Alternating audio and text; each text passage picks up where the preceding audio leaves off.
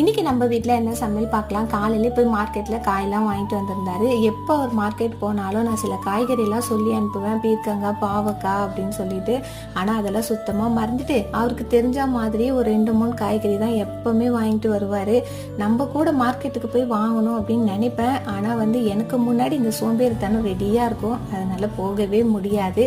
கீரை கடைஞ்சிட்டேன். எப்பவுமே கீரை குழம்புக்கு நம்மளுக்கு ஞாபகம் வர்றது உருளைக்கிழங்கு தான். அது என்னன்னே தெரியல, கீரை குழம்புக்கு உருளைக்கிழங்கு வச்சு சாப்பிட்டா அவ்வளோ ஒரு டேஸ்ட்டாக இருக்கும். பாப்பாவுக்கு மட்டும் கேரட் பொரியல் பண்ணியிருந்தேன். இன்னைக்கு காலையில் டிஃபன் தோசை சுட்டு சாப்பிட்டாச்சு. இன்னைக்கு எப்பவுமே கீரை குழம்பு உருளைக்கிழங்குனா நம்மளுக்கு சீக்கிரமாகவும் கிச்சனில் வேலை முடிஞ்சிடும்.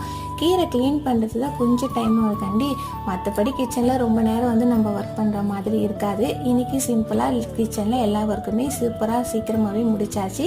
நாளைக்கு நம்ம இன்னொரு வீடியோவில் பார்க்கலாம். பாய்.